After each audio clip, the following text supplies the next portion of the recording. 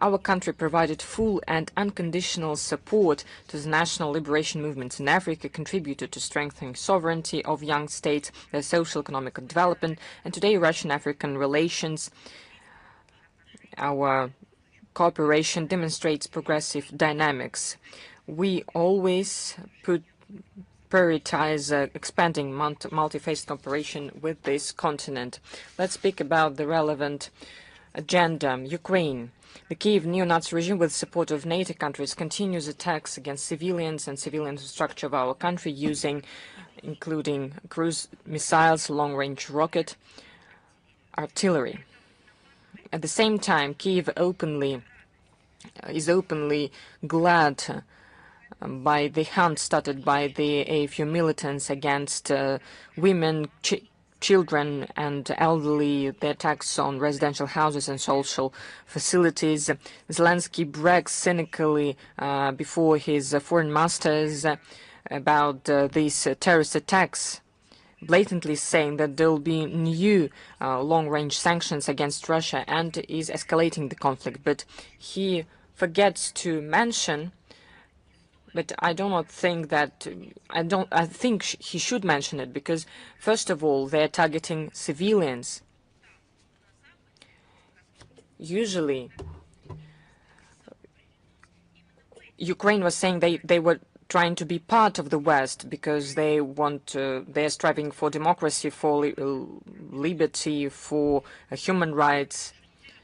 Well, over the last week, the shellings and strikes of Ukro-Nazis, UAVs, affected 234 Russian citizens, 203 killed, 203 injured, 18 children included, 31 people killed, including 2 kids. Specific facts over the regions. The Belgorod region, from the 15th to the 20th of May, AFU strikes affected 5 people, 19 injured, including a 14-year-old boy. Bryansk region, the 15th, 20th of May, the attacks affected 6 civilians. DPR, 5 people killed, a teenager of 2010, 17 injured, including a kid of 2013.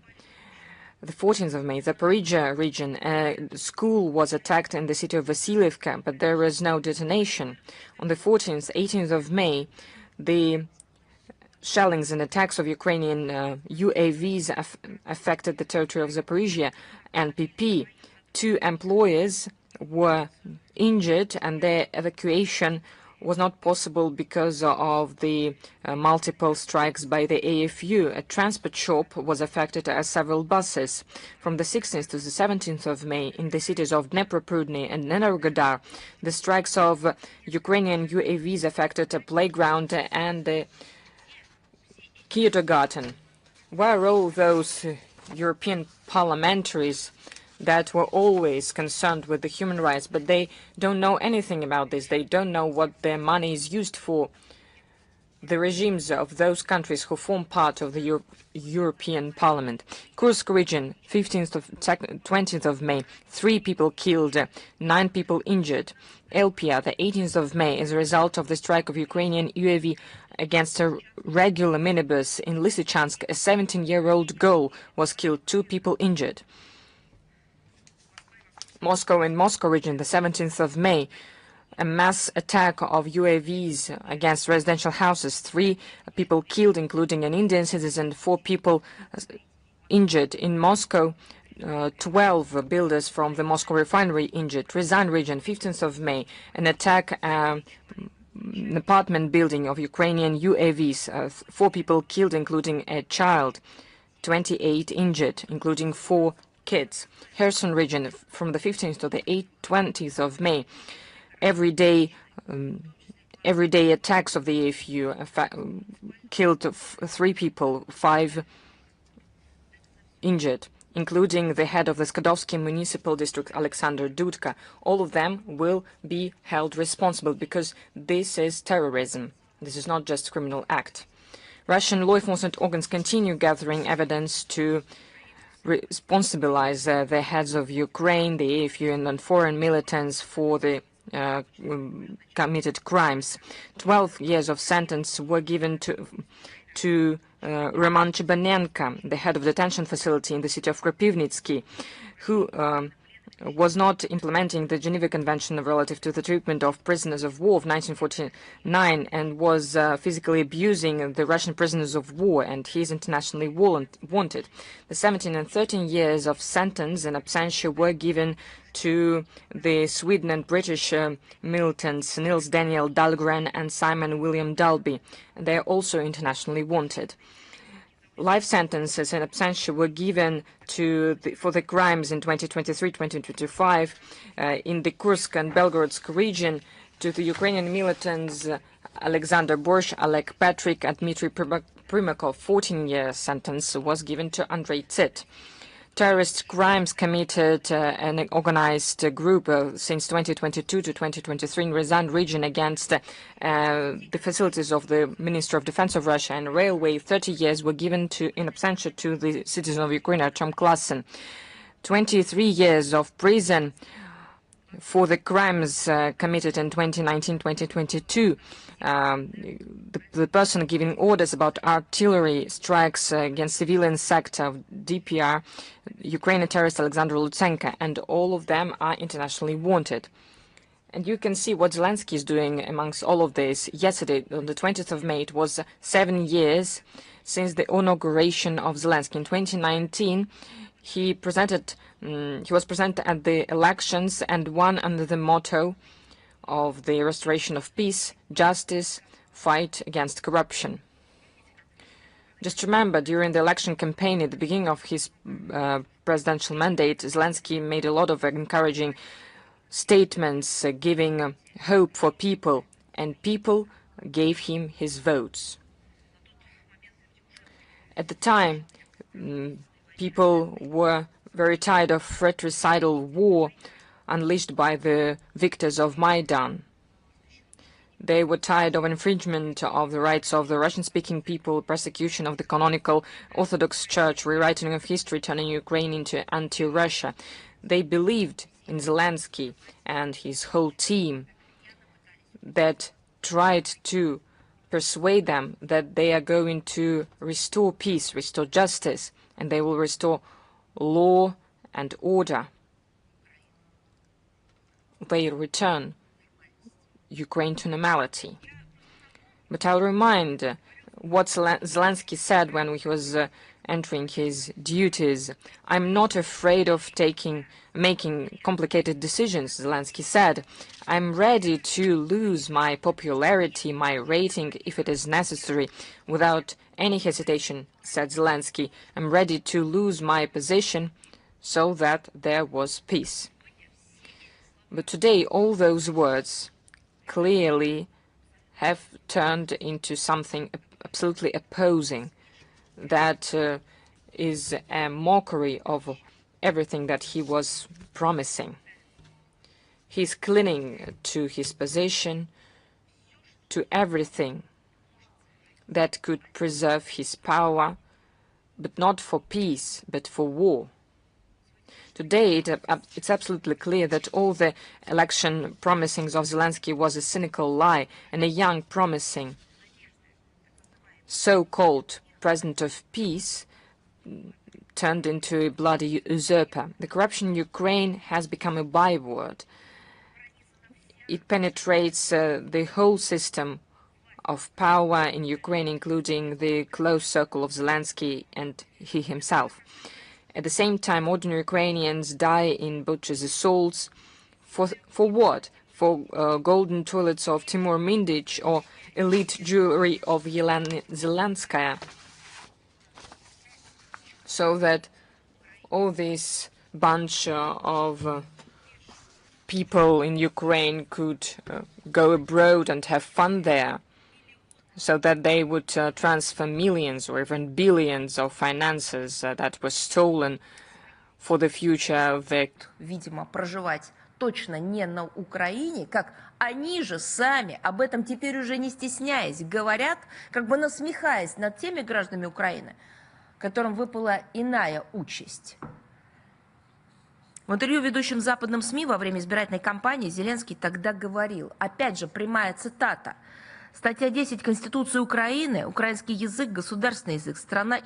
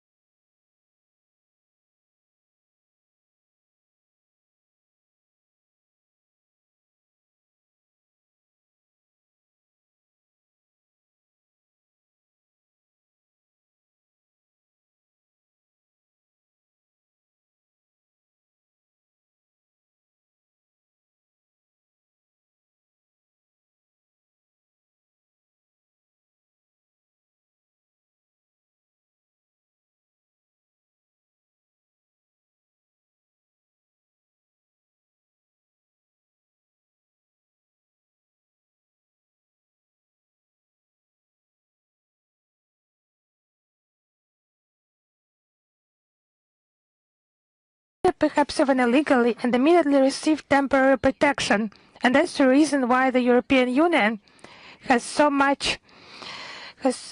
made so many statements about human rights. But now, information about the pantheon of eminent Ukrainians being created in Ukraine. We have already mentioned this intention to create this so-called pantheon. It was not a joke on the 1st of April, at our 1st of April briefing, no. The Ukrainian Ministry of Foreign Affairs has identified 98 such burials in 21 countries. This includes the Ukrainian People's Republic, the West Ukrainian People's Republic, the Organization of Ukrainian Nationalists.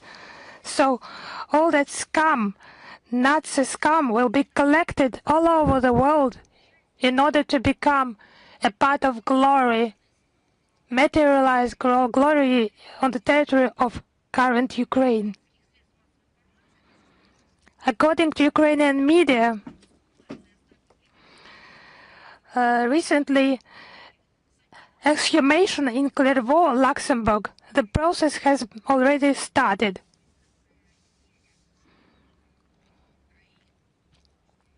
So people, initially from Ukraine, writers, painters, poets, public figures, their monuments are destroyed.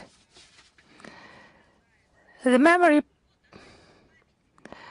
plaques are destroyed. Just have a look. Odessa, the monument to those who have created this city, it has been destroyed. Some neo-Nazi medals are made from the material of this monument. But that Nazi scum, memory plaques are installed and their remains are collected all over the world. And Ukrainians will be made to pray for their ashes.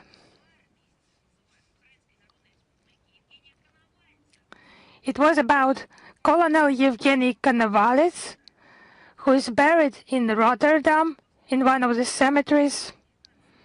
Zelensky couldn't resist expressing his enthusiasm on this occasion.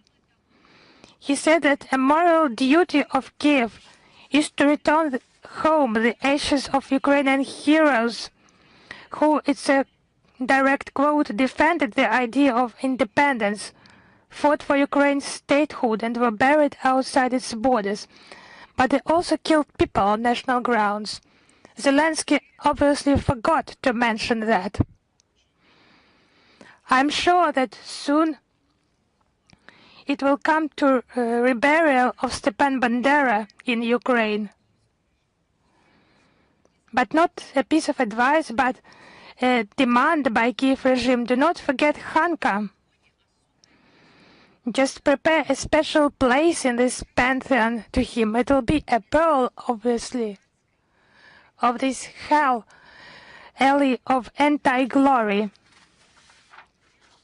Against the background of a new round of corruption scandals surrounding Zelensky in a circle and forced mobilization, Bankova is clearly attempting to calm the flames by redirecting public attention to the sacred figures of Ukrainian neo-Nazism, thereby trying to raise morale in the army and patriotism among the population, encouraging them to unite in the name of an uncompromising, as they have said, fight against Russia, and to honorably rebury those figures in the aforementioned pantheon. I would like to once again emphasize that this place is unlikely to be revered by the residents of Ukraine. Their ancestors fell victim to the terror of aggressive Ukrainian nationalists, who repeatedly betrayed their compatriots and loyally served their oppressors. The above facts confirm the urgency of the task of denazification and demilitarization of Ukraine and the elimination of threats from its territory. All these goals will certainly be achieved as the Russian government has stated on many occasions. So now Tulsi Gabbard has made statements about examination, investigation into biological laboratories. How many do you think are located on the territory of Ukraine? I would remind you 40. Over 40 biolaboratories are situated in the Ukrainian territory. We have repeatedly drawn attention to the international community's attention to the dangerous and unregulated U.S. military biological activities outside of its territory, including in Ukraine. Pentagon military biological programs on Ukrainian territory in violation of the Biological and Toxin Weapons Convention.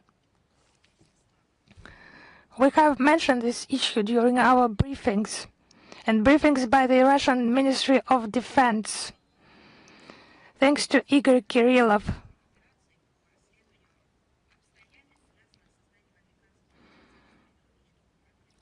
An investigation into circumstances connected with biological laboratories by American specialists and the Parliamentary Commission has studied all the available sources. Also received during the special military operation and the affiliated structure of Ukrainian biological laboratories. Russia has initiated a consultative meeting on Article 5 of the BTWC. It's about a meeting in Geneva on the 5th, 9th of September 2022, as well as discussions on this topic at the UN Security Council. And the 9th BTWC Review Conference in Geneva in November 28, December 16, 2022. Allegedly, it's about disinformation. No, there is no disinformation. The Americans, they will be checking that.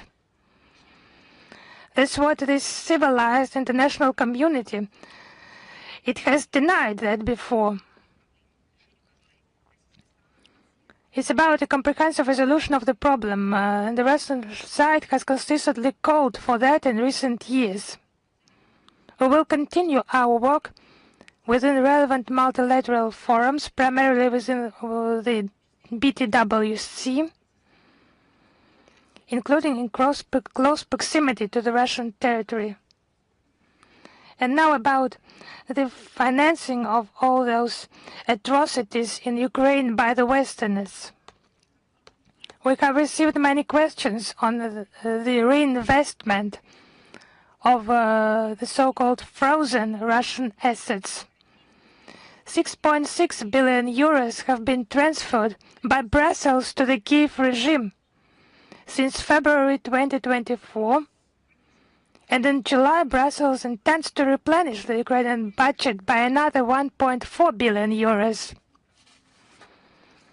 I would underline that any transactions concerning our assets without Russia's consent are illegal. What the European Commission is doing is blatant robbery, and any attempts to whitewash it with some pseudo-legal invented formulas and mottos are unfounded. Profits from transactions with Russian reserves are solely due to the freezing of funds de facto seized from our country without trial, without any legal basis. All those involved in this sordid affair will inevitably be held accountable for their deeds. Frozen Russian assets proceeds are not being used for social needs, but primarily to support the Kiev junta. It's sponsoring terrorist crimes, including the targeted detonation of explosive devices in public places, the murder of civilians, and the bombing of critical civilian infrastructure not only in Russia but also abroad. The Kiev regime not only fails to investigate terrorist crimes and to hold those responsible accountable, but deliberately creating a safe haven for terrorists on its territory. I would remind you, it's the bombing of the Crimean Bridge. 5 civilians were killed. Car bombing in the Moscow region where Daria Dugina was killed. Detonation of an explosive device at the street food bar in St. Petersburg where journalist Vladimir Tatarsky, Maxim Fomin, was killed. The so-called Russian Volunteer Corps terrorist organization attack in the Bryansk and Belgorod regions in the 2nd of March 2023 and May 22, 23, 2023 respectively. The car bombing where right and public figure Yevgeny Prilepin was attacked and injured, and his driver Alexander Shubin killed. Terrorist attack on the Crocus City Hall in Krasnogorsk, which killed 145 civilians and injured over 550 civilians. Neo-Nazi battalion's crimes in the Kursk region, including the murder of 22 civilians in Ruskaya Perechная. It has become a revelation for the international community. Such an atrocity is possible in the 21st century.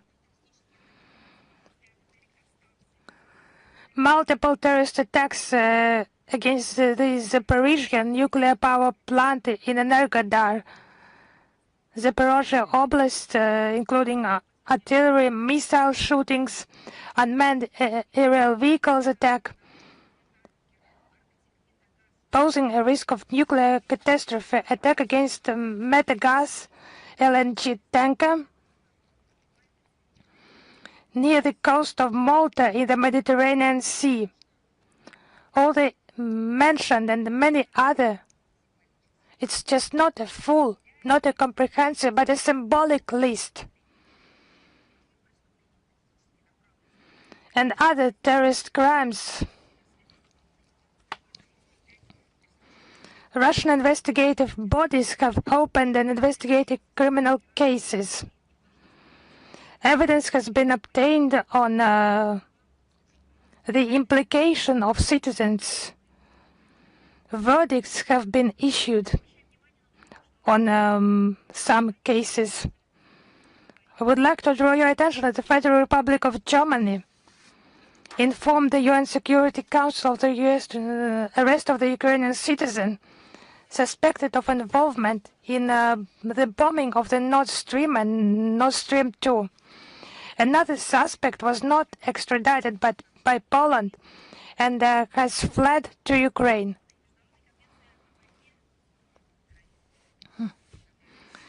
Ukraine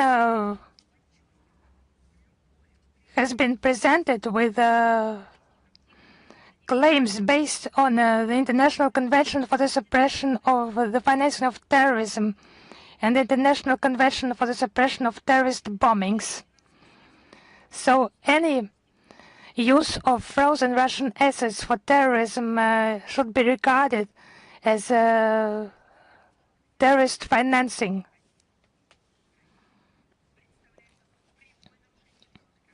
And it's a direct violation of the International Convention for the Suppression of the Financing of Terrorism and the International Convention for the Suppression of Terrorist Bombings.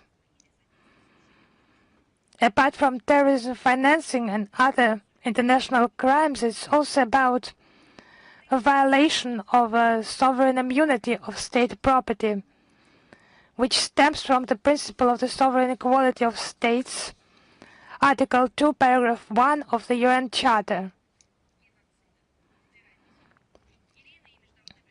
And any sponsoring acts of genocide, terrorism, other international crimes committed by Ukrainian citizens. We will make the relevant claims about them, and we will demand compensation for the damage caused to our country in accordance with international law. On the 15th of May, the Moscow Arbitration Court supported the claim by the Bank of Russia for damages amounting to 18.17 trillion rubles for the unlawful blocking of domestic assets by the Belgian depository Euroclear. We are satisfied with this decision. Now let us move on and discuss the situation in Moldova. It is looking more and more like absolute destabilization, with long-standing goals set by the pro-Romanian leaders of this country. But why pro-Romanian? Romanian because Sandu has the citizenship and passport of Romania. Sandu called Russia an aggressor and the most serious threat to the continent's security in the decades to come.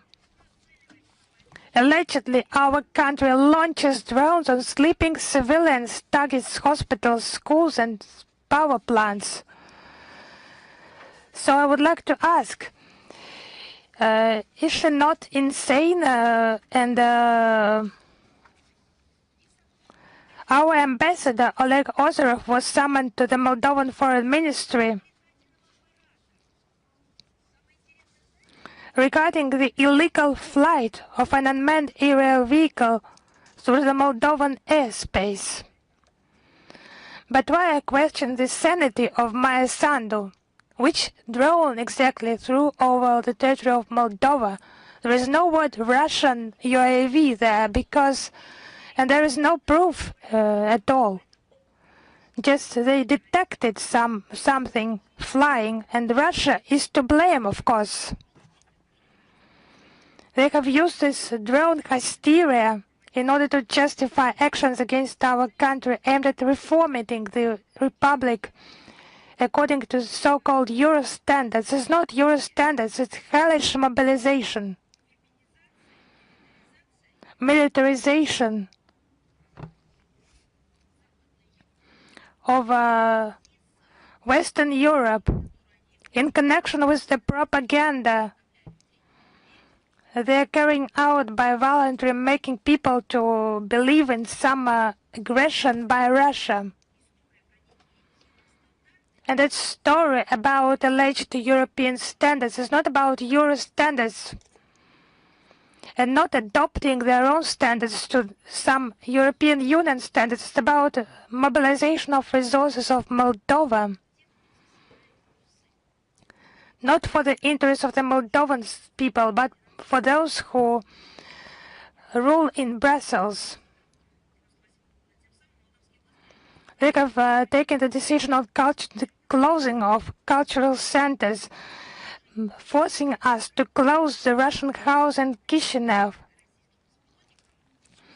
It is presented as a response to the alleged violation of Moldovan airspace by drones. And this includes discrimination against Russian passport holders entering the Republic. Those people are subjected to long-hour screening procedures and inspections and interrogations. They are denied consular assistance, and in this regard we once again strongly recommend to carefully consider the risks and assess whether it is advisable to visit Moldova. It's not safe. The deputies of the parties, the Action and the Solidarity, adopted in the first reading the amendments to the Code of the Structure and Functioning of the Parliament.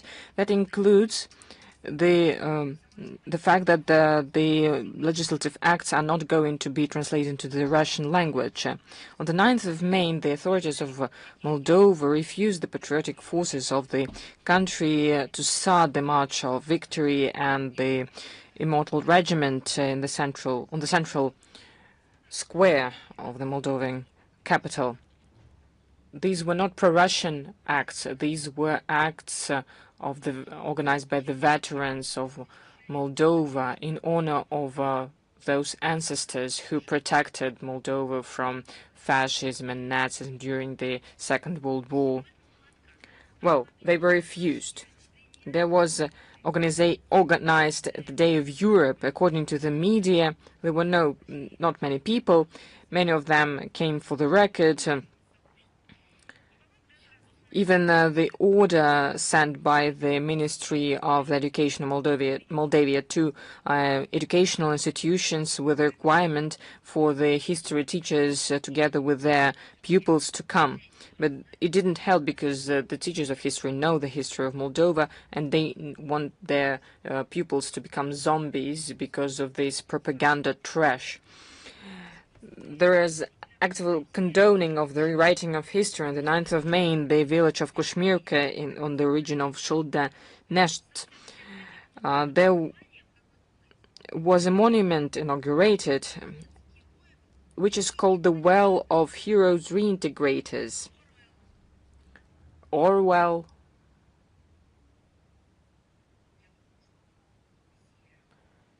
And I think all his ancestors, and Platonov, and Saltykov-Shchedrin, they have nothing. They cannot nothing say about this name. I think Bulgakov could compete, but it's not a fact. The monument is called the Well of Heroes Reintegrators, in the memory of the soldiers of the army of Antonescu that died in the battles for the liberation of Bessarabia from the Soviet occupation in July 1941. The cynicism is that under the guise of restoration of this monument, not only the name was changed, but the nature of the monument. It was inaugurated in 1937. It was a well of heroes dedicated to the people died in the First World War. Is it normal? Just when we are speaking about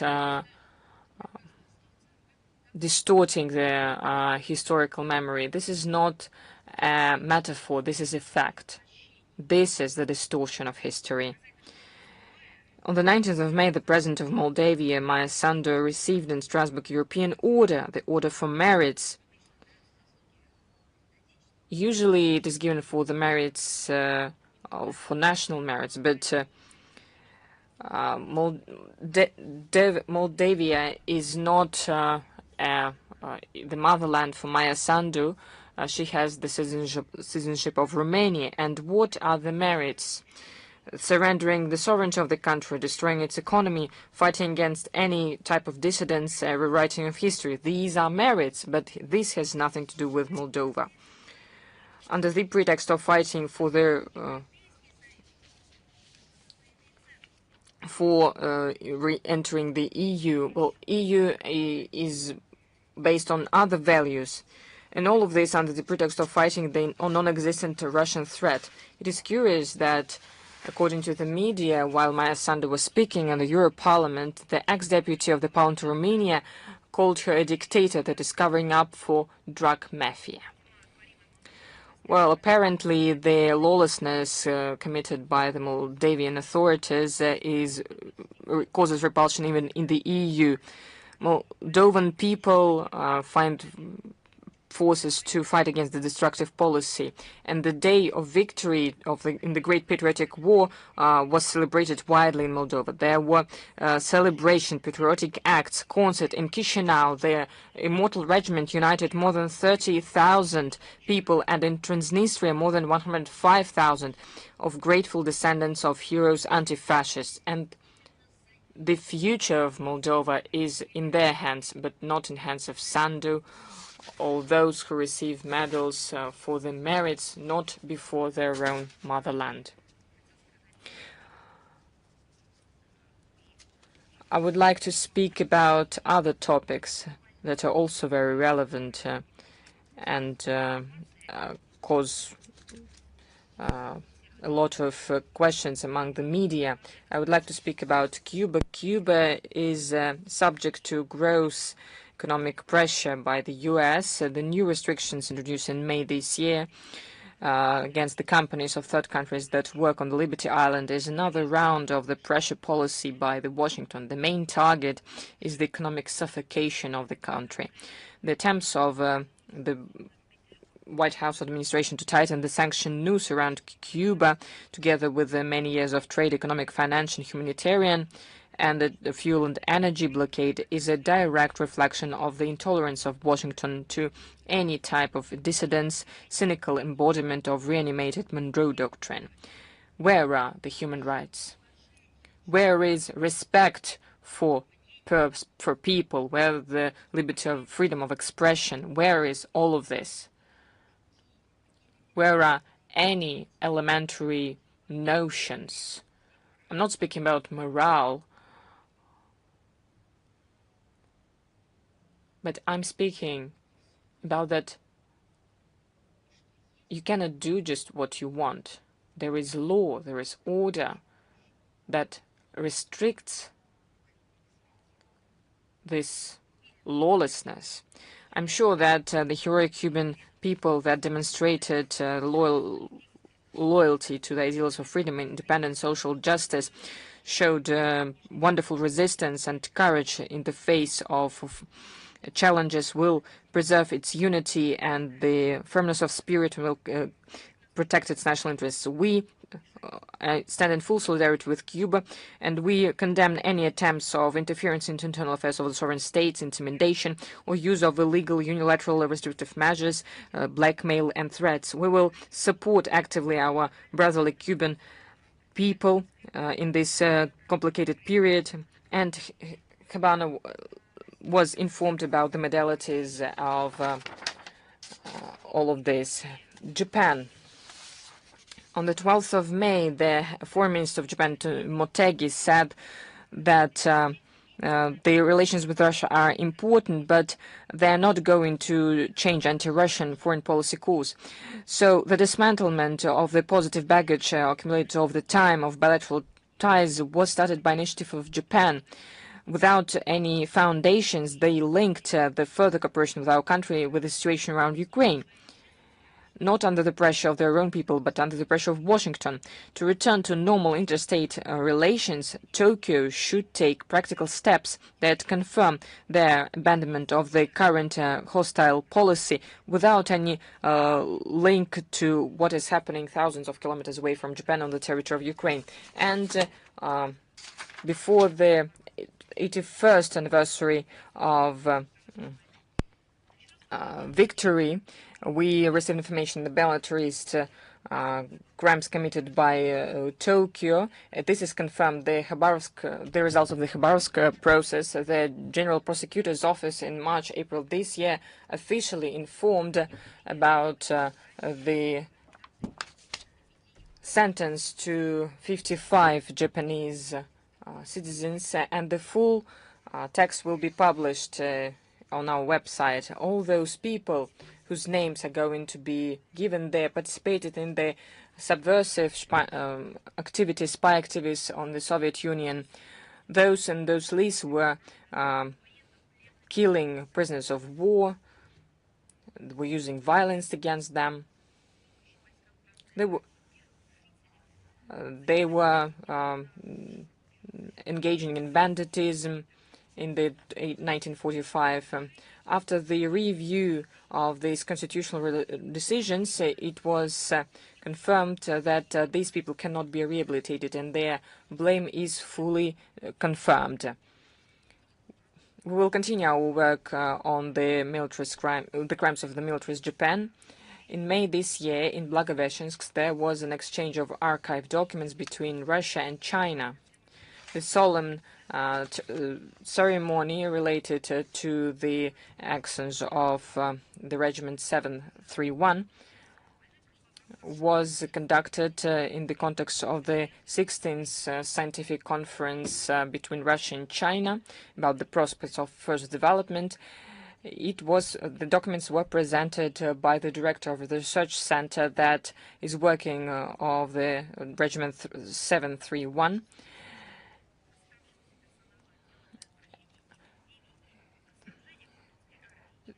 There is information about this Regiment 731, the list of the people, and these materials are going to be used in research, and they will be open for historians, researchers. The head of the historical memory before the President of Russia, Elena Malasheva, gave their Chinese colleagues the information about genocide against the genocide of Soviet citizens. The documents of the Khabarovsk process reflect what happened what happened at the time and the results of this process. With the support of regional government, there was a special exhibition opened dedicated to the victory in the Far East. It unites different documents from the Russian and foreign museums that tells about the plans of militaristic Japan to colonize Russian lands, as well as about the military crimes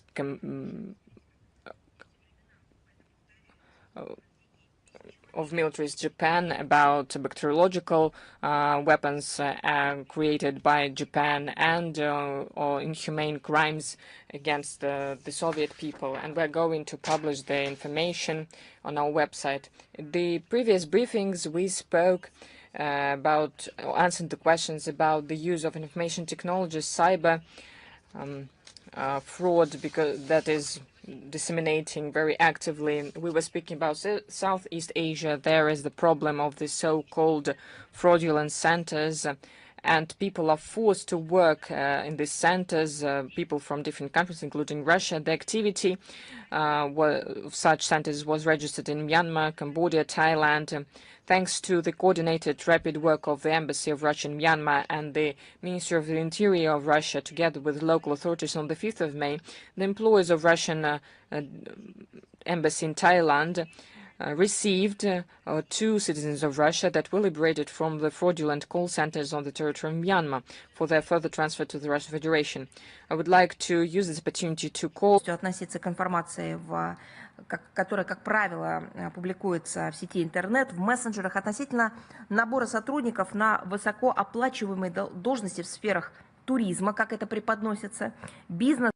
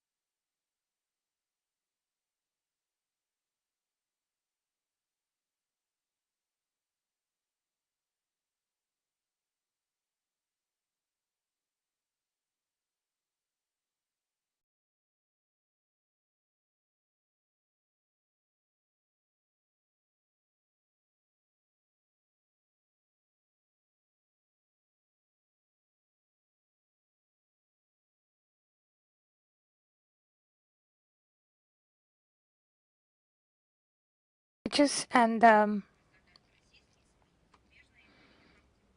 representatives of foreign and Russian media need to be accredited. There will be a link in the text version of the briefing.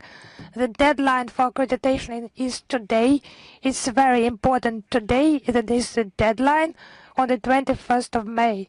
If you want to make your reports, please hurry up. The link will be available in the text version of this briefing. And I'm ready to answer your questions. Is International Life with us? Dear colleagues, good afternoon. Is International Life with us? I cannot hear you. I see you, but I think I cannot hear you. Is the International Life not with us? So let us move on then. We will go back to the International Life a little bit later. Is it Zvestia with us? Yes, hello, Madam Zakharova. We have two questions.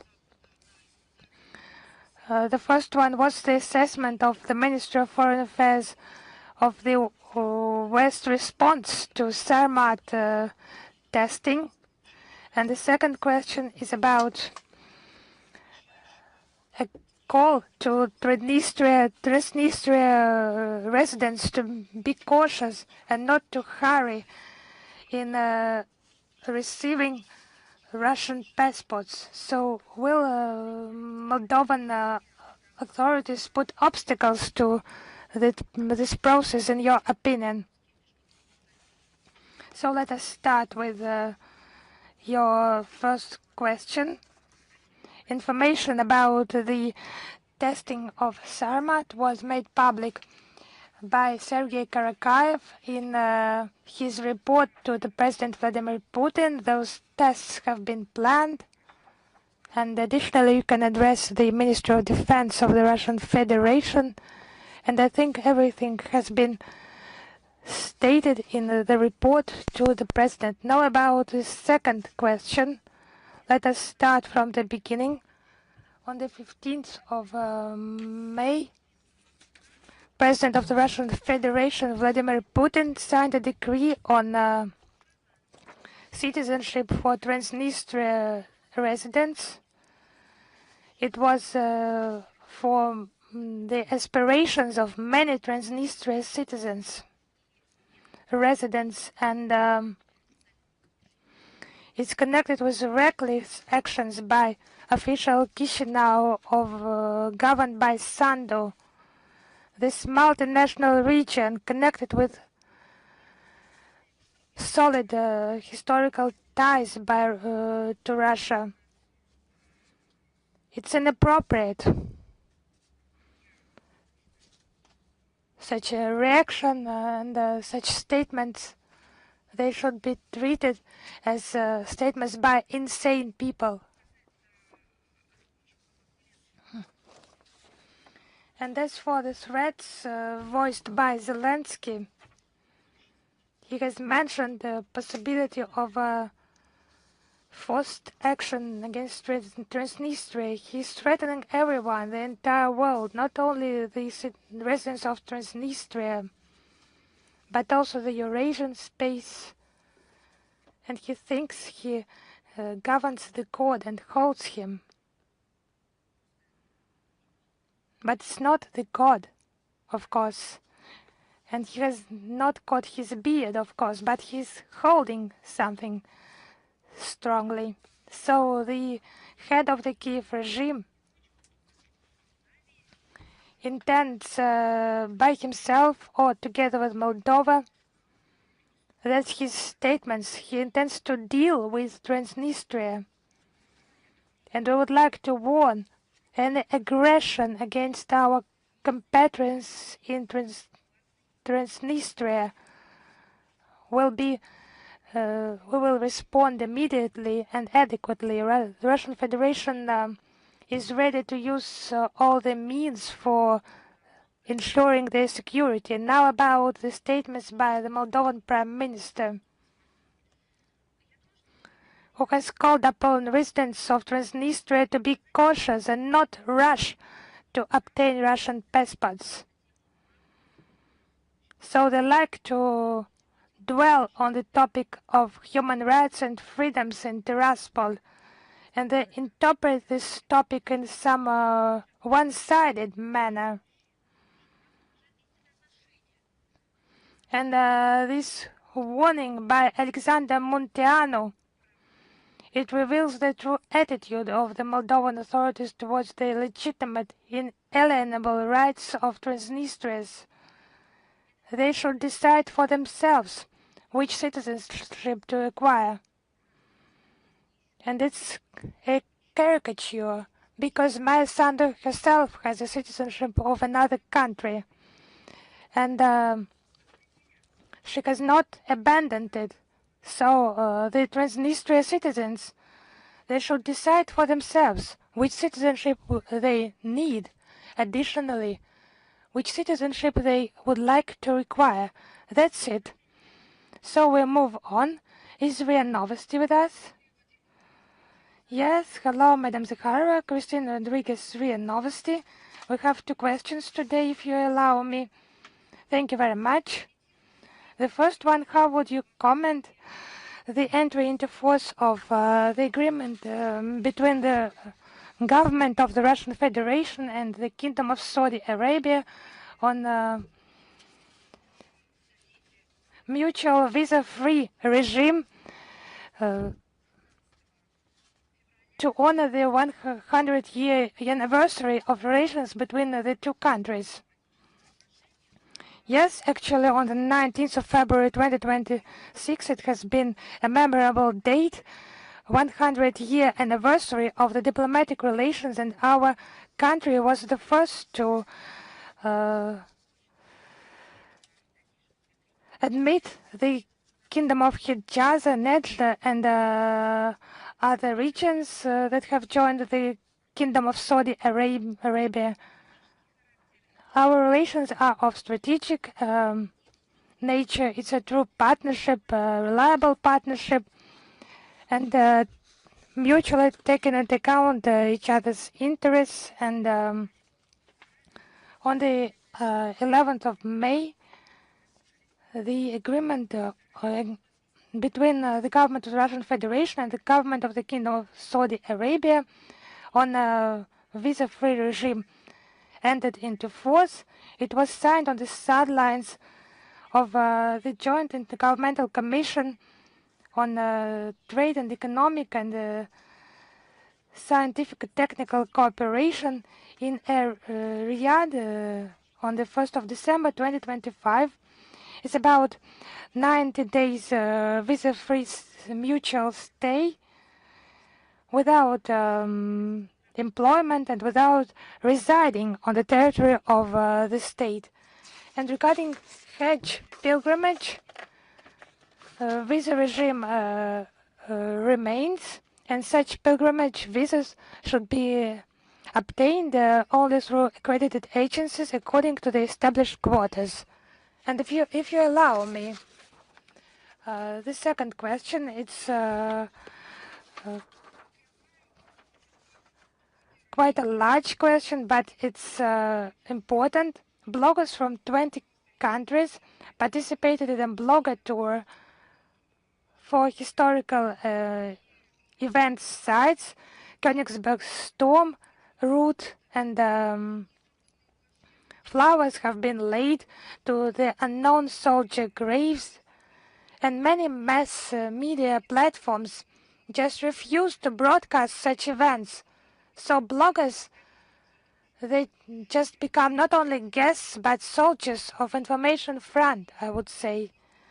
So I would like to learn in detail how the Foreign Ministry of Russia interacts with young people in conveying information to the international audience. Thank you very much. Thank you. I have prepared a special material in case of a question. Because there are many interesting facts, I would try to find it. Just a second, please. if I cannot find it. Yes, I have found it.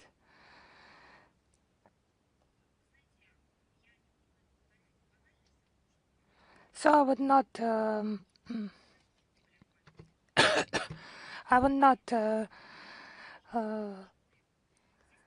repeat some banal things about preserving the memory of our ancestors, working with young people. I would like just to cite the facts in this context.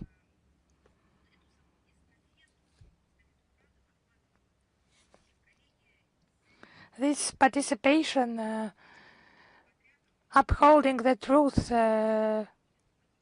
it's done by our colleagues from different organizations, young people for the victory, and it's not some tourist event or some formal story. It's just really a deep study of history. So the total audience is more than 20 million subscribers. And the first route from the 9th to the 12th of May, it was in the Kaliningrad territory. It's the heritage of the Great Victory. The bloggers have walked through the route of the storm of Königsberg, the citadel that the Hitlerites have considered impossible to be conquered. But our warriors have proved the opposite. So it was a program for 14 African bloggers, Poklonная Mountain, Victoria Museum, the Open Sky Museum of the Second World War equipment, and the grave of the unknown soldier, the main square, flowers, as honoring the memory of those who have perished in the fight against Nazism. So such a youth diplomacy for preserving historical memory. And our foreign guests will further have a new chance to know in real time the history and culture of our country. And young people will travel through the regions of Russia. Because when young people just ask questions, there is a hope that it will not be cancelled and the historical memory will not be totally erased. We will preserve the historical memory together on the Great Patriotic War time by all the means available to us. Thank you. Is R.T. Balkan with us? Yes. Hello, Madam Zakharova. We have two questions. Recently, apart from the Hungarian mall company, there have been some buyers of the Russian share in the oil industry of Sobe. So what's the attitude of Moscow to those Soviet buyers who have proposed to buy the Russian share in the Soviet oil industry? So taking into account that last year the British ambassador in Soviet publicly said that it's an obvious solution. Yes, actually, the negotiations are underway, and the Russian-Soviet intergovernmental agreement has been signed in 2008. So let us not pay attention to speculations that surround this issue. We need to be based on the comments of the officials who within the whose scope the negotiations lie, and it's about supplying the necessary energy resources to the economy of Sobe, and our specialists of the relevant structures actively participate in this negotiations process. So the second question. So there was another decision passed about the refusal to liberate the Bosnian Serbian general Ratko Mladic. Well, I would like, what could you say about this? Well, I would like to remind that Ratko Mladic is bedridden, is on the brink of life and death. On the 10th of April, he had a stroke, and now he feels even worse. He needs specialized help. All of this happens amidst the lack of necessary medical care in the penitentiary institution in The Hague. This demonstrates the inhumane nature of the mechanism and anti-Serbian nature. There are serious systemic problems related to the elementary principles of humanity, impartiality, and just attitude to the convicts. The representatives of the collective West like to go all over the world and teach everyone how to treat the prisoners. They publish reports. They organize press conferences nearby the prisons, other penitentiary structures, complaining about the countries, blaming the regimes, mocking everything. Well, I'm just interested. All these structures, NGOs that monitor the treatment of prisoners in penitentiary bodies, all of these Euro parliaments, Brussels endless special envoys, where are all of them? Don't they want to come to The Hague and look at the conditions in which Ratko Mladic is being in? All of this can be seen. Well, but they are not interested in it.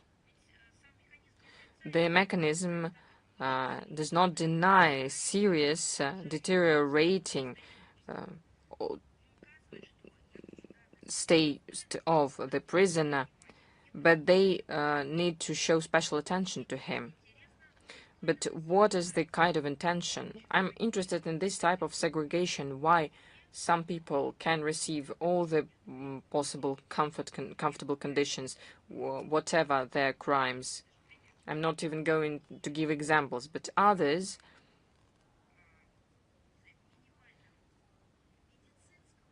cannot receive even minimal medical care. The mechanism doesn't hide that there are precedents of giving freedom to someone because of their medical conditions, but there are no conditions for Ratko Mladic to be liberated, because as I said, according to the mechanisms, they need to show special attention to this situation. In Russian, we say, this is different. He is being provided, supposedly, with necessary care and maximum possible comfort. But not everyone thinks the same way. In this regard, the decision of the mechanism focuses on the necessity to condemn the actions committed by Ratko Mladic. That is why the demonstrative punishment is more important than humanity. That was always supposedly an important part of their own mindset and international justice in general. So in fact, this is a demonstrative torture of terminally ill person. So they're not even hiding this segregational nature of their actions. We will react to this outrageous case of demonstrative punishment in the Security Council and the UN General Assembly.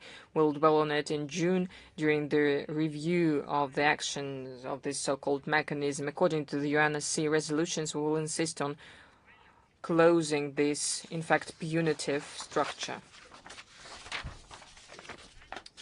Let's continue. Sputnik, Moldova. Are you here? Good afternoon, Ms. Zakharova. Yes, we're here. Hello. Kisilov Ilya, Sputnik, Moldova. Well, I have a question. The President of Moldova, Maya Sandu, after receiving the European order, gave an interview to Deutsche Welle and answered several questions. She once again spoke about the possibility of entering the EU through the unity with Romania. How can you comment on this? Well, while you're speaking about some unknown merits, the merits of Maya Sandu are well known. The deprivation of Moldova of its sovereignty and putting Moldavian people and Moldova into Romania despite the interests of the citizens of Moldova. But these are not merits before Moldova, but before the institutions and bodies that brought her to power in Chisinau, and sponsoring her and condoning her will continue to reach the necessary assessments of this clearly anti-democratic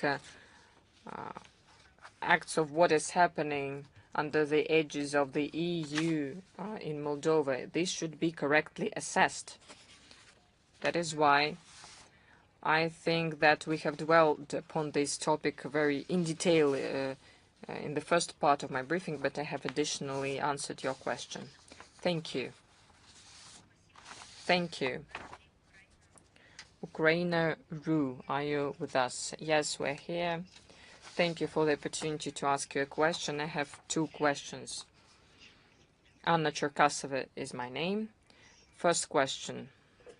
President Putin issued a law about simplified admission to the Russian citizenship for the people of from Transnistria that caused reaction in Kiev and the EU. So many are speaking about the possibility of peaceful solution without escalation. Can people there listen to us? Can they hear Russian diplomats, or this is one-side play? Who are you speaking about? Well, I'm speaking about Europe and Moldova. Well, I think that people in Moldova and Transnistria can hear us. That is why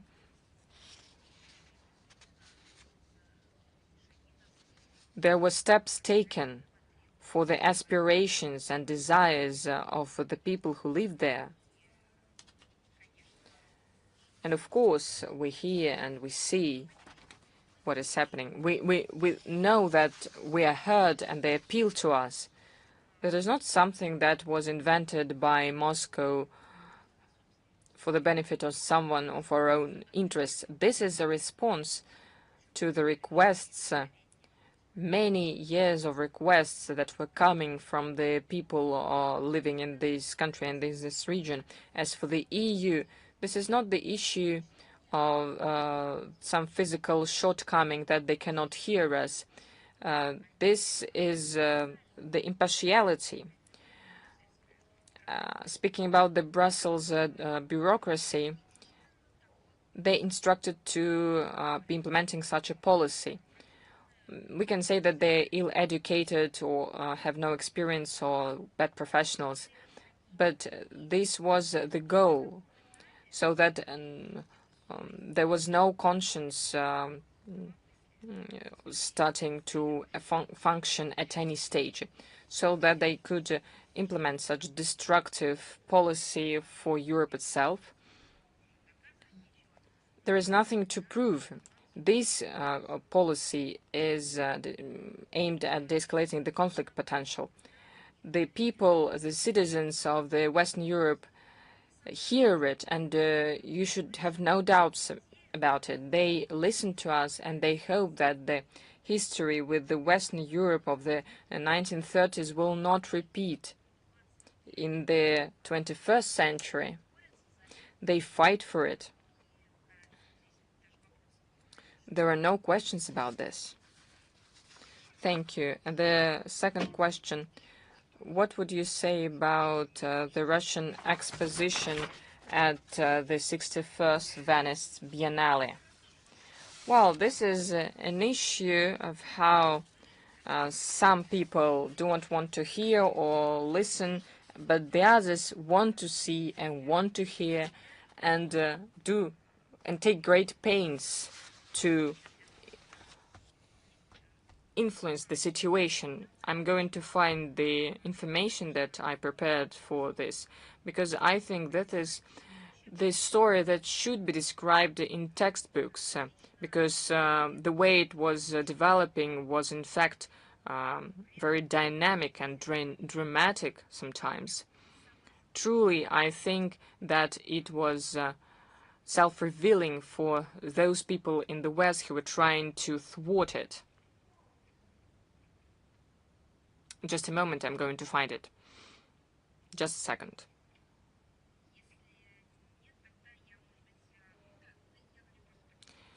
I would like to inform you that we are preparing a publication of a detailed material on the Venice Biennale and the Russian participation in it and what happened around it.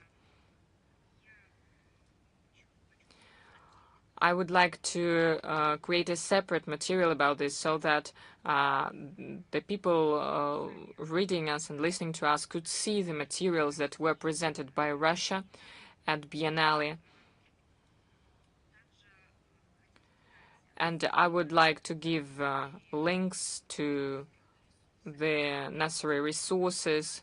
So briefly, I'm going to speak about this, but I will provide a detailed material.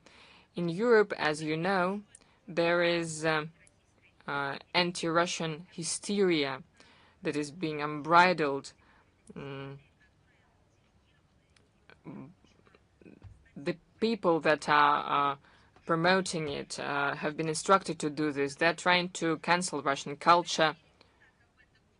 Well, it is not being spoken about openly because they understand that it sounds in the context of absolute neo-barbarism. But they do everything they can, take great pains to disrupt expositions and other cultural events. But Russia participated, even partially, in the 61st Venice Biennale. The Brussels and Italian Russophobes did everything with the support of Ukrainian radicals and religious extremists to prevent the opening of Russian exposition in the context of the preview of Biennale. Our delegation received open threats. There was a real danger for harsh provocations. The organizers of the festival were under unprecedented pressure to prevent at any cost the return of Russian modern art to Venice. Well, the place where the Russian exposition was organized was not given for us for free. It was not it wasn't that we took somebody's place. It is our building. It belongs to our country. Everything that was done to prepare this exposition, as always, was done strictly according to the charter, to the norms and regulations and tradition of this cultural event. We always thought that this event is an event dedicated to culture, but those Russophobes and nationalists and neo-Nazis, in fact, see the Venice Biennale, as many others corresponding events, as a platform for implementing anti-culture, to cancel not only our culture, but their own culture as well, because when they were jumping outrageously, insulting everyone, preventing people from coming there, this is not culture. There is a thing that we say in any language. They were showing their lack of culture, the fact that they have no culture. And the scale of it was, in fact, an element of true neo-barbarism. We thank the Italian administration that listened to us and took all the measures to ensure the security of Russian delegation at the exposition. It is very interesting that everything happened in the opposing way. All those who wanted to cancel Russian culture, in fact, they created more interest for the Russian culture. This artificially created fuss around the Russian participation in Biennale was a bad service for anti-Russian forces. Their attacks had an opposing result. They attracted to this topic the attention of the local and the world community. The constructively speaking Italian cultural and intellectual circles were mobilized, and they decisively supported the administration of Biennale and depoliticized approach to the art, but they also turned their eye to the degradation of bilateral Russian-Italian relations and the situation in the sphere of security in Europe in the context of Ukrainian crisis. They said directly that they were ashamed about what is happening in the center of Europe. One of the reflections of this activity is something that I'm going to show you. I'm going to give you a quote. On the 1st of May, there was an open letter published under the title "No to War with Russia." Who signed it? A group of Italian intellectuals, political activists, literators, ex-parliamentarians, diplomats, artists, writers, musicians, teachers of universities, cinema professionals, more than 60 people. So let's see who is on which side. Not on the side of Russia, but on the side of those who are saying that culture cannot be cancelled because it reflects the life with all its reflection of peace and war, suffer and struggle, victory and advance. The cancelling of culture is cancelling of civilization in general. And on this side, we see the figures that with their life received the right to be called the cultural figures because they have artistic works that are created, musical works created. They have experience and who is on the side of those who are trying to cancel culture? I don't know what to call them. Orcs, some godless people that did nothing, but only some destructive acts that were financed specifically based on the logic of total, constant, endless destruction of everything. This is what we can see. In this letter, they speak about the danger for Italy to continue the conflict in Ukraine because Rome is directly involved in it with the supply of weapons, uncontrolled receipt of refugees, and Ukrainization of foreign policy. They categorically disagree with the decision of Italian government to provide a new irretrievable tranche for Ukraine by the request of Zelensky and the signing of agreement on the production of UAV for AFU in Italy. This Russophobic madness is what the official circles in Italy and Europe are living in right now. There is a question for the Italian media, for Italian journalists. Everything what I'm saying. Would you like to speak honestly about this? Were you banned to do it? If you were banned, it is not our problem. It is your problem. This is your European famous, notorious European democracy, your values, they were taken from you. This is your decision. So we are going to publish material about this. It is going to be a general with photos, with links, so you could see what was presented at the Russian exposition at the Venice Biennale. Let's follow. Thank you. Thank you. Is China Media Corporation with us? Yes, hello, Madam Zakharova. We have some problems with the internet. Please excuse me. If you do not object, I will turn off the video. We have two questions. One of the topics has been discussed many times on multiple occasions, but however, there was a visit, official state visit by the Russian president to China, high-level talks held in Beijing, two sides having signed a joint statement, launch of the years of education announced. What prospects for interaction does it open? So I would say that for me, as an official, it's not ethical to make assessments about the role of the leaders. It will be assessed by the history. And you have heard a statement by the Russian president of high-ranking Russian delegation members. And there were characteristics in foreign media outlets prepared the visit prepared hastily due to the recently concluded Chinese US summit negotiations. So it's just a mockery, disinformation, mocking their own audience. Because it's a real speculation, disinformation, it's a fake. That link our bilateral dialogue with China with what is happening in the relations between the US and China. They just do not understand the nature of China-US relations. It's not some sacred knowledge passed on between diplomats and political scientists. Everyone is aware that the visit by the US president has been questioned for a long time, and first it was planned for April, then shifted to May, and the complex situation in the Gulf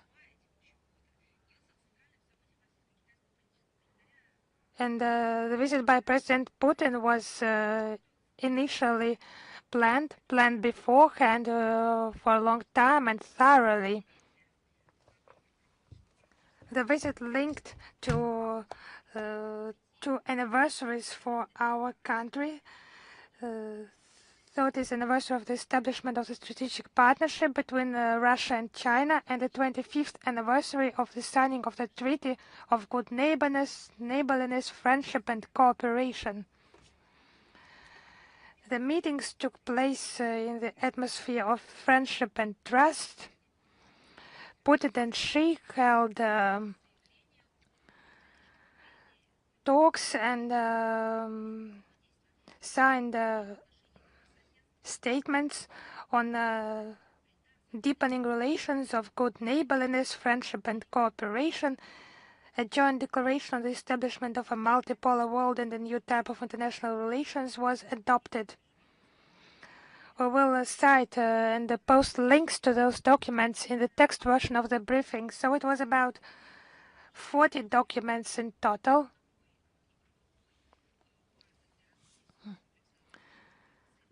Friendship and the entire range of bilateral cooperation, and the leaders of Russia and China solemnly announced the extension of the document for another 5-year period.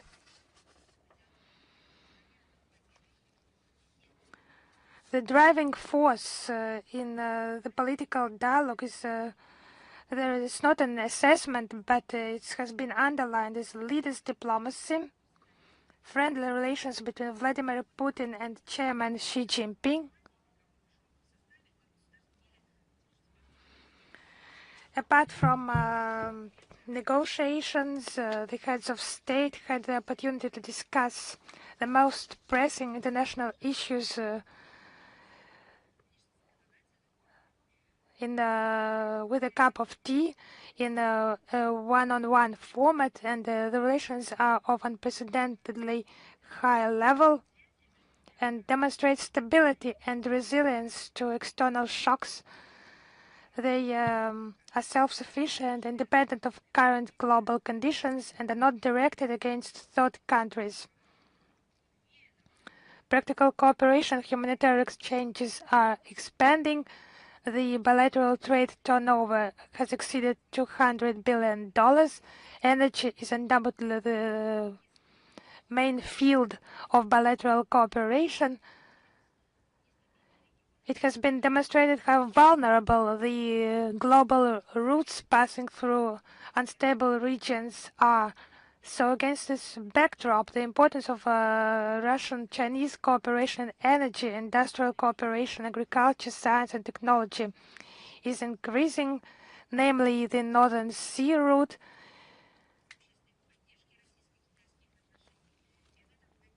And the public support of Russian-Chinese relations, it's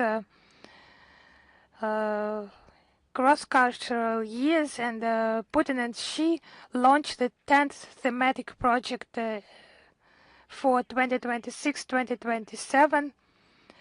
It's a Russian-Chinese cooperation and education, expanding student exchanges, training highly qualified specialists who will be in demand in promising bilateral cooperation projects.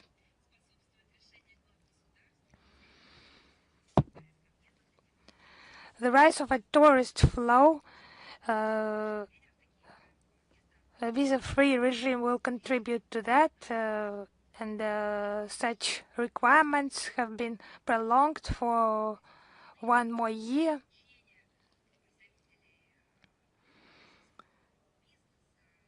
It has been a very good news for Russian businesses and, of course, tourists who have stormed Chinese consular institutions in recent years because of the colossal interest in visiting China by the citizens of our country. And it's such a long-awaited decision that is so in demand. Now it is being prolonged, and I congratulate all of us on that. Close links between in foreign policy between Moscow and Beijing play an important stabilizing role in international affairs. We support the entirety, comprehensiveness, and interrelationship. Our coordinated work within the SCO, BRICS, APEC, and Russia supports the priorities of China's APEC chairmanship this year. The current visit of Russian President Vladimir Putin to China will further strengthen friendship between our peoples and contribute to the well-being and prosperity of our two countries. Of course, I would like to thank the official Beijing and, of course, the Chinese people for such hospitality that has been demonstrated to the Russian delegation and our entire country. It has been very colorful, very sincere, and very beautiful. Thank you very much. The second question, for many years, China and Russia, as global powers and permanent members of the UN Security Council, have fruitfully cooperated in multilateral fora, including the UN, SCO, BRICS, and the G20, making an important contribution to maintaining the post-war international order. The consensus has been reached in further advocating cooperation and global governance. How does the Russian side assess the prospects in this area? How will the two countries continue to jointly uphold international justice and, of course, global strategic stability? Yes, I already mentioned that our countries actively interact in the international fora and have signed the joint declaration on the establishment of a multipolar world and a new type of international relations, the shaping of the future world order and its key parameters. You can study that. It's available. It's about a new type of international relations which Russia and China promise to commit to adhere to and call on other members of the global community to follow their example. So I think it should be read by those who form the political agenda of their own countries, political scientists community, and of course media representatives. It's actually a document, a strategy, to put it simply, a plan that is a reply to the question, how will the world be further? Because with those crisis events we observe now, after 80 years of post-war world, is there no more opportunity for equal, mutually respectful dialogue? And those Western unclear rules-based world orders, will they dominate, but actually not dominate, but destroy what is good, what is the best, what has been accumulated by our ancestors. No, life is not over, it moves on, and Russia and China has a specific continuation. I would highlight once again that this document sets out the fundamental principles for building equal and international relations of a new type. It's an open world for inclusive cooperation, indivisible and equal security, democratization of international relations, improvement of the global governance system, as well as respect and recognition of the world's civilizational and value diversity. Thank you. Is Interfax with us? Yes, hello, Madam Zakharova. We have a question on the situation in Iran. Recently, there has been information in the media that within the framework of negotiations, Tehran agreed to transfer its enriched uranium to Russia, but as the publication had it under certain conditions. What are those conditions, and has Washington recently contacted Moscow on this issue? I would like to once again remind you our stance regarding the right of Iran and the decision how to treat this right. It can be taken only by the Iranian people themselves, and Russia intends to facilitate the agreement, and it should be reached only through negotiations. Only political, diplomatic methods taking into account the legal interests of Iran. I know that you understand that you are interested in details, but that's the part that remains behind closed doors. We move on. Is Xinhua with us? Yes. Sorry, we have some problems with the internet. Xinhua agency. Hello, Madam Zakharova.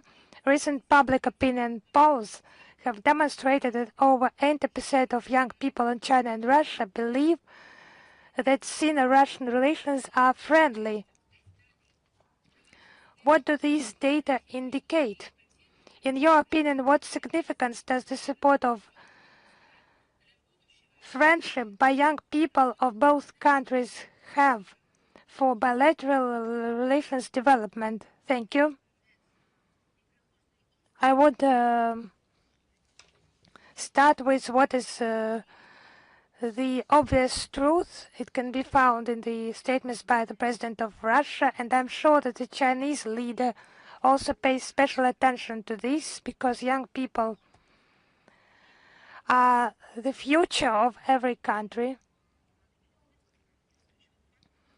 The quality and strength of ties between young people of the two countries is one of the key factors directly affecting the future of Russian-Chinese relations, and holding in 2014-2015 of the Russia-China youth exchanges. We are pleased, very much pleased with that, with the exceptionally positive dynamics of contacts in this area. It's the opening of the 10th gross years of Russian-Chinese cooperation and education. Education, of course, is about young people. It's about creating new opportunities for young specialists to participate in exchange programs and deepen their knowledge of the partner country. Soon, those future leaders will be responsible for preserving and exchanging the traditions of good neighborliness between the peoples of our countries.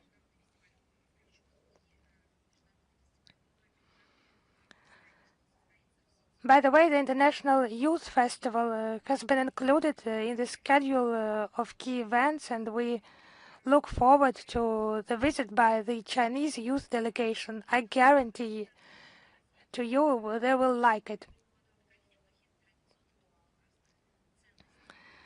And Russia and China try to educate the younger generation in the spirit of traditional spiritual and moral values. It's about shared values, shared ideals, and it's one more pillar of further successful development. Thank you. Thank you. Is Reuters with us? Hello, Madam Zakharova. Yes, Reuters is here. We have a question about Cuba. You have mentioned this issue some time ago, but it's about publication by Nexus about Cuba having purchased since 2023 of about 300 drones from Russia and intending to use them to attack U.S. facilities in Guantanamo Bay and Florida, as well as American warships. So is this information accurate? And has Cuba asked Moscow for military assistance in the event of a U.S. attack? So I'm just laughing at that, because this publication, how can this be treated? So this media outlet, let us leave it alone, not to be talking about that, but how can we treat such a publication seriously? It's dedicated allegedly to international issues that Cuba would like to attack the United States of America. Cuba for decades have been under U.S. blockade, and now the Americans just forbid them to obtain resources, even for their own money. Cuba being technically and informationally blockaded, those rings of American aggressive, so to say, care would like to attack the U.S. The author is either mad or it's an intentional provocation that needs to start shaping the public opinion. Some years ago we would have said that it's impossible because there is common sense. People have common sense, but those deep fakes, this era, such provocative treatment could have some real purpose.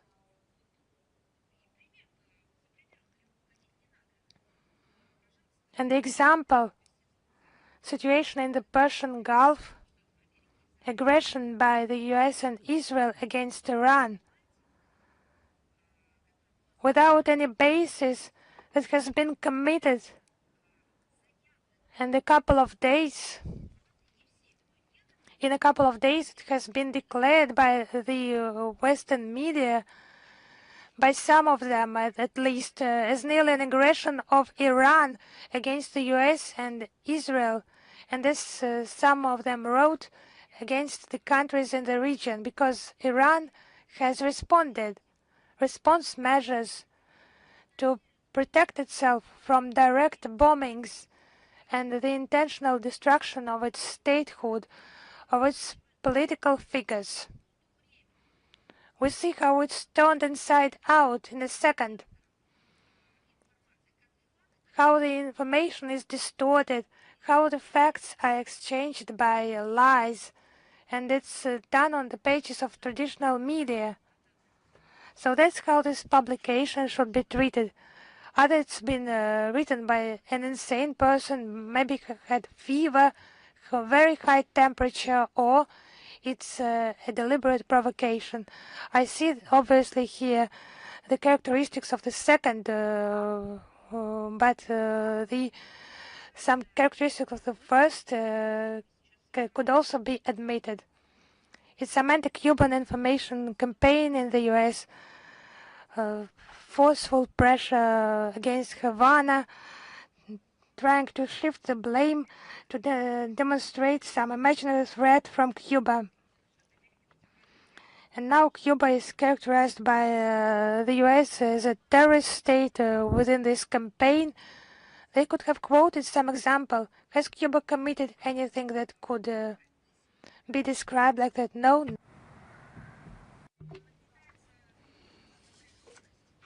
But they're escalating the tensions around the Liberty Island.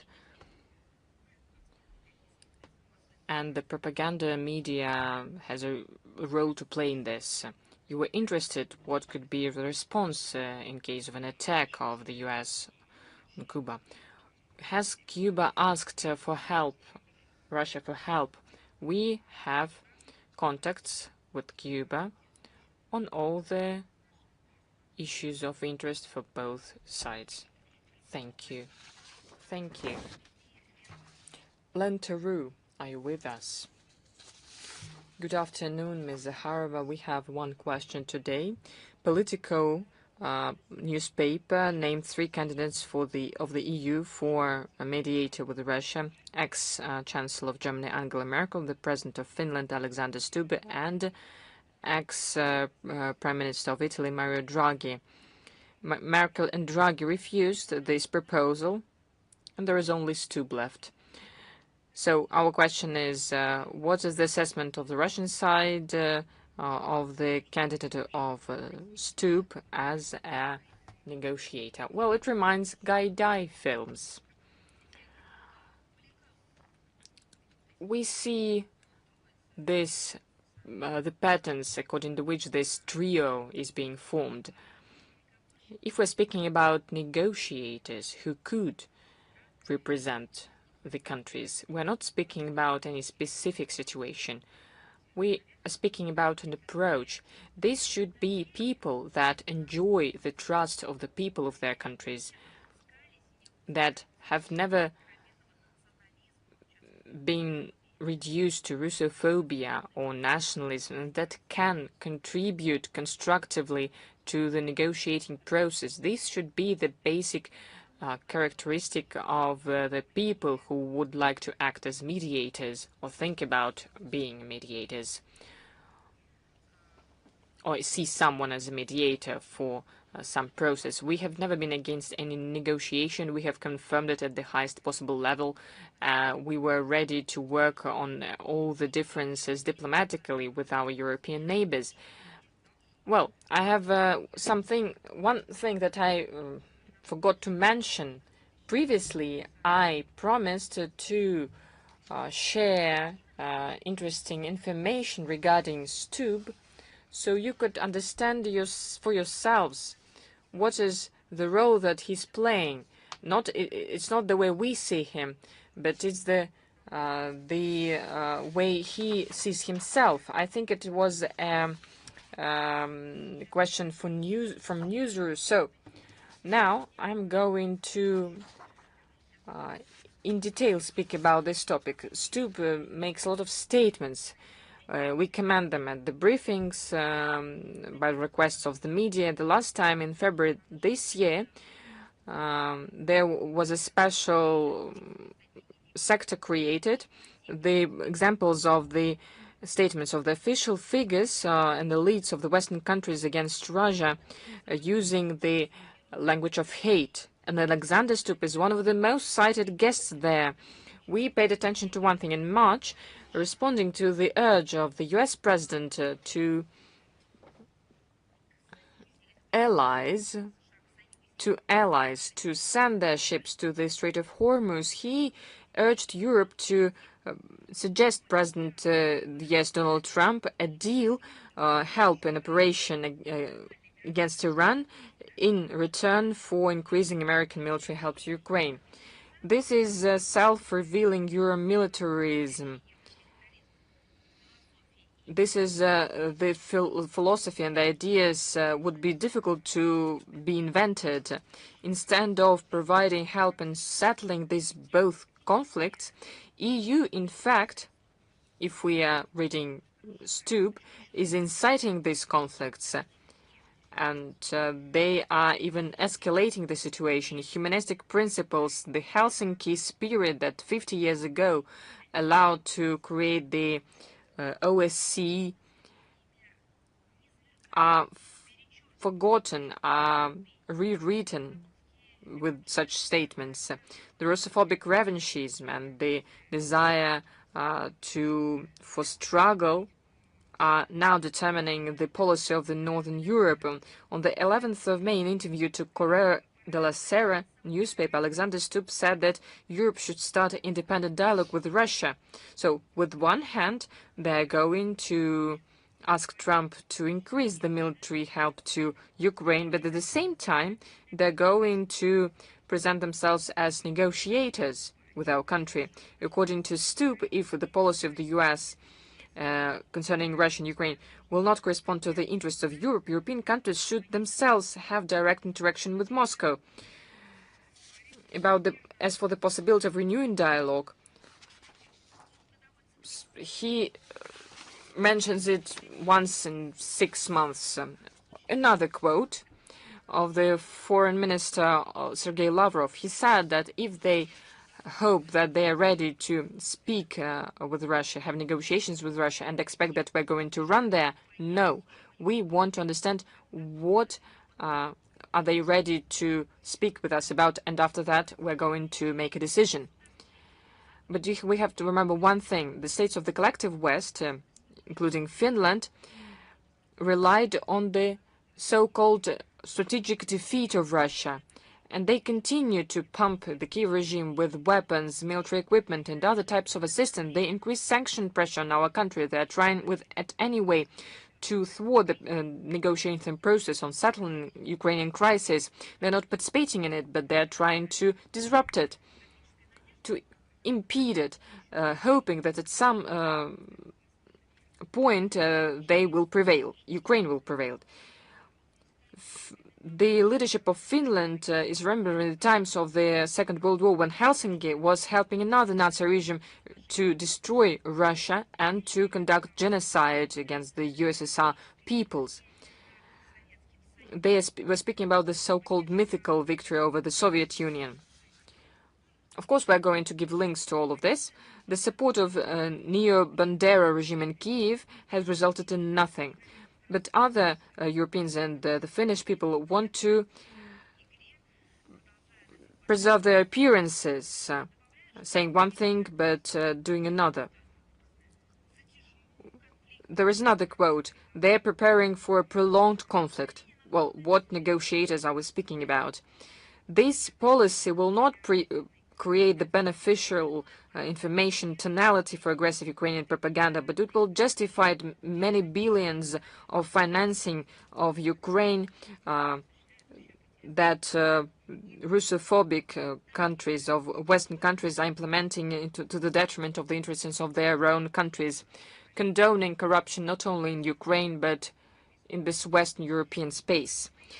From our side, we are going to underline that we were never against a discussion of settling the crisis around Ukraine that should take into account the fundamental interests of Russia in the sphere of national security, and I highlighted the attitude of the European leaders, which you can see from the steps and the quotes of the leaders, including Alexander Stubb, cannot be seen.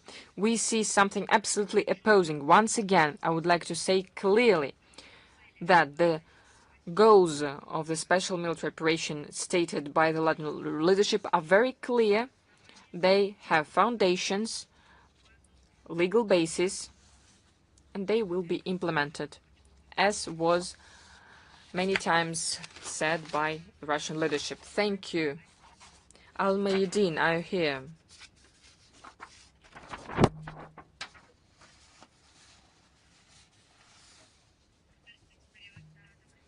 Hello, Ms. Zakharova.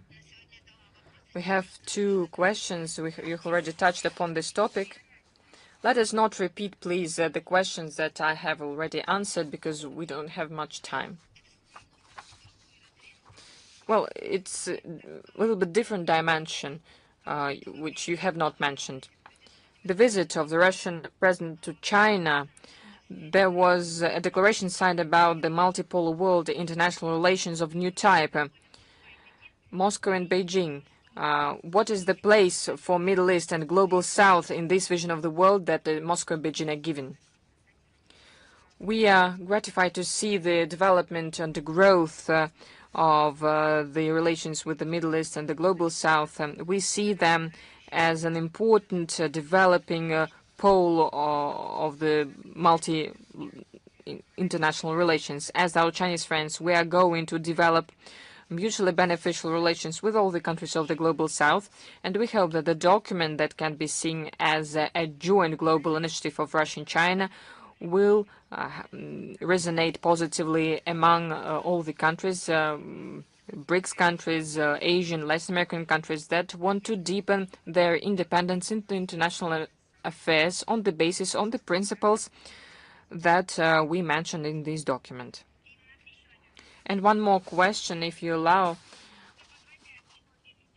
Speaking about the results of the visit of Russia and the President of the US to China, one of the most international issues that was discussed is the situation around Iran.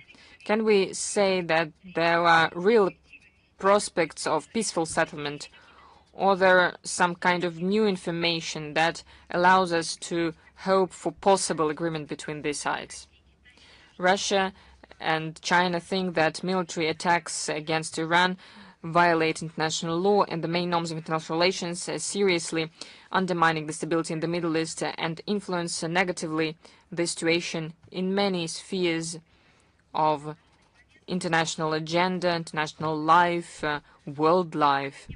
We think that it's possible so that the sides involved in the conflict would return to dialogue as soon as possible, honest dialogue in order to prevent the dissemination of the conflict, propagation of the conflict. And Moscow and Beijing urge the world community to follow an objective, unbiased policy. Thank you. Let's follow. Rudaf, are you here?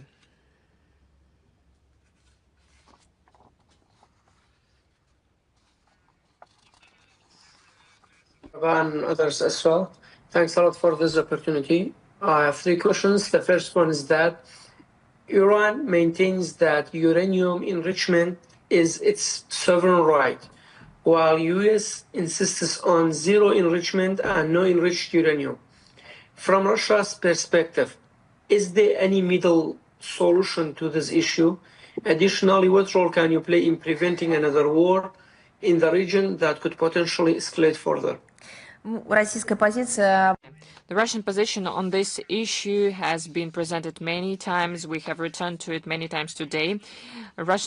We think that the right of Iran for the use of peaceful atom, according to the 4th article of the Treaty on Non-Propagation of Nuclear Weapons, cannot be changed, cannot be limited for the benefit of some fanciful requests or policies or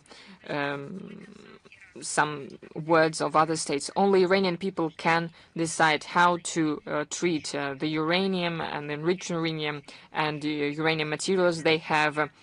In order to reach mutual agreement, there are possibilities to reach mutual agreement, and all the involved sides should participate in the decision-making. We are convinced that the continuing of negotiation will reduce the conflict potential. It is necessary to reach political solution that will remove any unfounded questions around uranium program, considering all the national interests of Iran. My second question is that a new government has recently been formed in Iraq. What are the Russia's expectations regarding cooperation with the new Iraqi government, and what areas of collaboration do you foresee? On the 14th of May, there was a voting in the Parliament of Iraq, according to which a new government was formed, headed by Ali Zaidi. It was the end of the process of shaping the state borders. Once again, I would like to welcome our Iraq friends and to congratulate them on this. We intend to have active joint work with the new cabinet of the new Iraqi ministers in order to develop bilateral interaction in different spheres, focusing on implementing big energy projects and enhancing trade, economic, humanitarian ties. As for the 2026, we are planning to have another 11th meeting of the Russia-Iraq Intergovernmental Commission on Trade, Economy, Science and Technical Cooperation. Discussions that, following the events of January 2026 in North and East Syria, Damascus announced decisions allowing Kurdish regions to be governed by Kurds and permitting Kurdish children to study in the Kurdish language. However, these decisions have not yet been fully implemented. Have these issues, along with broader concerns of the minorities, been discussed in your meetings with Syrian officials? We are closely following the events in the Syrian Arab Republic, where traditionally pay attention to the topic of relations between ethnic and regional groups forming the Syrian people. We are convinced that the way for sustainable stabilization in the northeast of Syria and in this country as a whole goes through the wide dialogue aimed at strengthening national unity, consent, considering interests of representatives of all ethnic and religious groups of Syrian community, including the Kurds. We said many times we need to strictly respect the sovereignty and territorial integrity of Syria. And the leadership of Syria follows the same approach, and we support the attitude of the authorities of the country and the personally President Sharia to ensure the rights of all citizens independently of their nationality or religion. And guiding by our principal position on this issue, we welcomed the adoption of the presidential decree, decree number 13 of the 16th of January 2026. It contains important provisions guaranteeing the rights of Kurds. We hope that the implementation agreed by the sides will contribute for successful reintegration of northeastern region of the Syrian Arab Republic to the common legal space of the state and the long-term normalization of the situation in this part of the country and in Syria as a whole. Zakharova, for your responses. Hope you will stay safe. Have a nice day. Thank you very much. You too. Let's follow Sada Al-Rus. My name is Hijda Khandani. I'm from the Pakistani media. Allow me to ask several questions. Last week in the Kazan Forum, the representatives of dozens of the Islamic countries took part. What are the key political, economic, humanitarian signals, according to the Foreign Ministry, Moscow could convey through this platform to its partners in the Islamic world? And what is the assessment of the Foreign Ministry of the scale of the international meaning of Kazan Forum? Can we speak today that the forum has become one of the leading platforms for interaction of Russia with the Islamic world and an important element of shaping multipolar system of international cooperation? From the 12th to the 17th of May in Kazan, the 18th International Economic Forum Russia-Islamic World Kazan Forum was held, confirming its status of the key dialogue platform where the common approaches are being shaped, as well as the specific steps to develop relations of Russia with the countries of Islamic world. Our interaction with Muslim states demonstrates stable growth, even in the conditions of global turbulence. Today, the IC represent the third of the external trade of Russia. The number of participants of the forum increases every year, which demonstrates the growing interest of the Muslim community to widen ties with us in trade, economy, investment, financing, humanitarian spheres. More than 100 countries were represented. There was a meeting of the Group of Strategic Vision, the meeting of the Ministers of Culture of Islamic countries, different expositions, conferences, more than around 10,000 people participated in it. More than 250 were eminent guests. And there were more than 500 representatives of the media. And this year, forum has reached a record according to the effectiveness. More than 160 agreements and memos were signed. The results show that the countries of Islamic civilization are our reliable partners in ensuring security, stability, solving economic tasks on the regional and global level. We're united by common approaches in order to form just, sustainable, multipolar world order on the basis of the UN Charter principles, respecting interests of each other. That is why we're interested in further development and enhancing such ties. Да, конечно.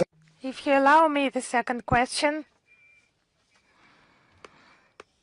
In recent weeks, the debate around reforming international financial institutions has intensified.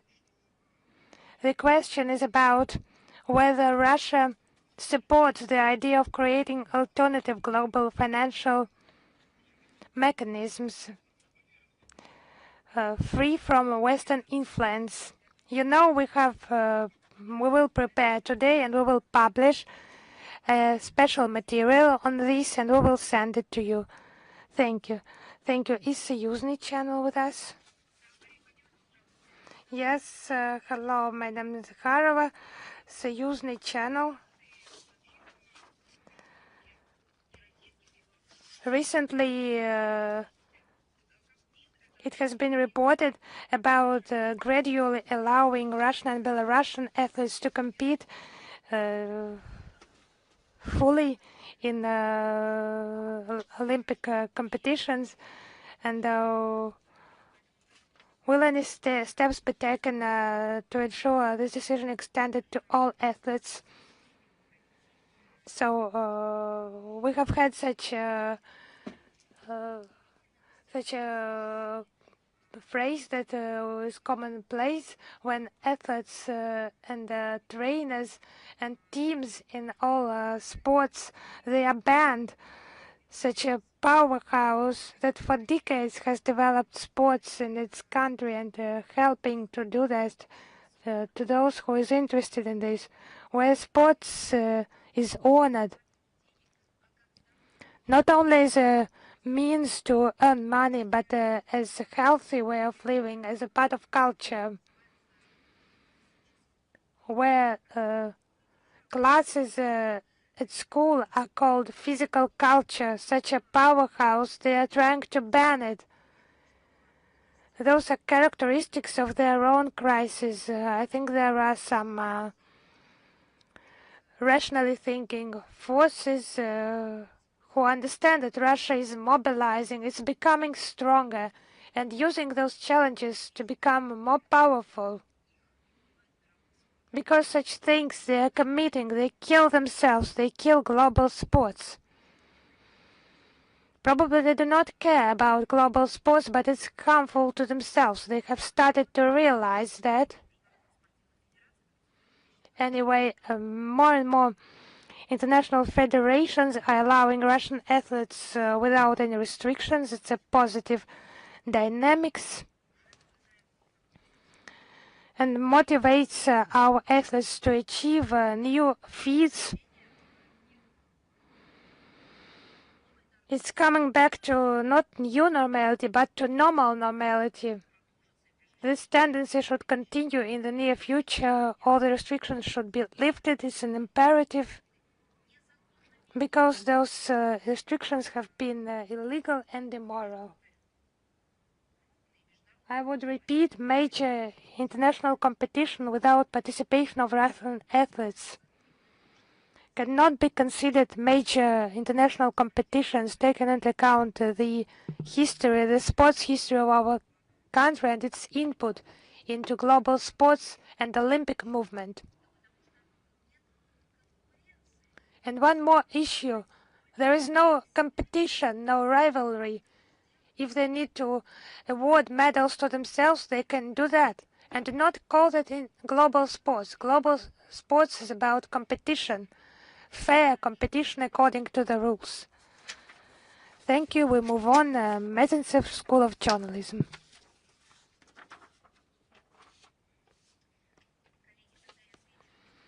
Dear colleagues, and I will reply individually. Yes, hello, I'm here.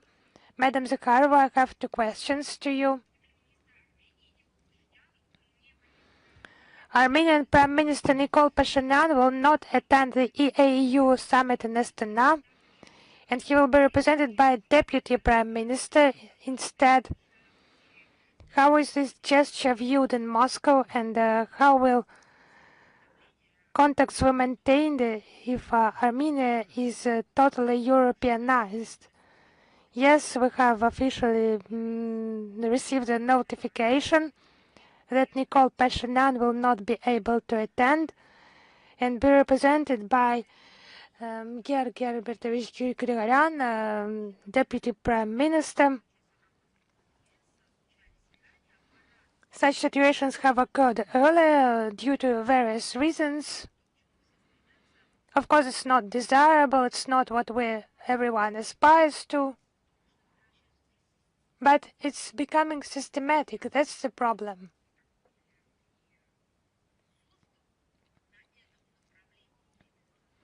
That has been created in this area, the work of this structure by Nikol Pashinyan. I would remind you, according to the established rules,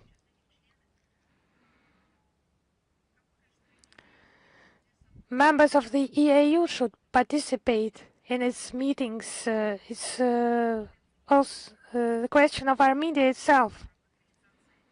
So we judge based on the concrete practical steps by the Armenian government, the impact on Eurasian integration processes. We have initially mentioned that the EAU membership should not be combined with introducing regulatory mechanisms of other integration bloc. We have mentioned that at different levels, President of the Russian Federation and Deputy Prime Minister Alexei Averchuk. And there is a specific reason behind that, because the EU structures, they support destructive policy, the policy of illegal sanctions against the EAU countries. It's a direct contradiction.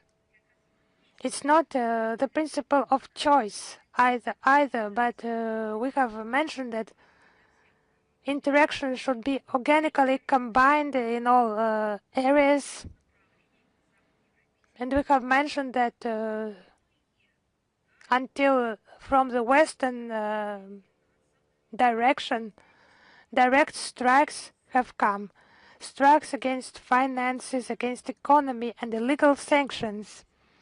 It has turned into a hybrid war, also in trade dimension. Okay, my second question. It's about Poland. Now, election campaign in Poland is underway, and presidential candidate Grzegorz Braun makes statements about the need to normalize relations with Russia. How does the Ministry of Foreign Affairs assess these statements? As some campaign populism, or is there some hope?